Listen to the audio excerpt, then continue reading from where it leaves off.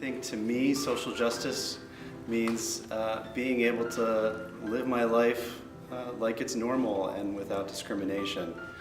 I spent a good part of my younger life wondering if I could be gay, and spent time in middle school and high school denying it. I looked at several different colleges. I kind of ended up coming to Lyndon State College because it was quite far away from everywhere that I knew in New York. And I started at the school with the attitude of, I am who I am, and you know, if people are okay with it, they're okay with it, and if not, I guess I'll just have to figure out how to make do. Fortunately, my suite mates in Wheelock at the time didn't really appreciate that, so I was asked to move out of my suite in Wheelock, and I said, why?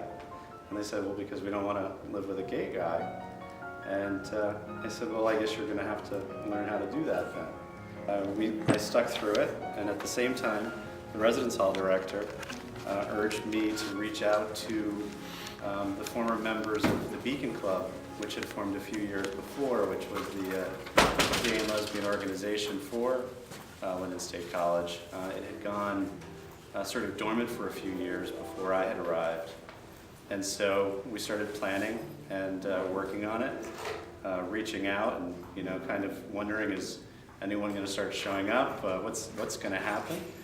And we had our very first meeting, and it was me and the residence hall director. We walked in, and sitting there in the room was the president of the college and one other student, and that was the start of the restart of the Beacon Club. So I've gotten to spend the last 15 years or so really opening eyes in a number of different places, and in places where I think that, you know, no one expected, oh, you know, the guy that writes permits and is out hiking through the Maine wilderness to look at camps to see if their septic system is okay or something like that, you know, had a husband.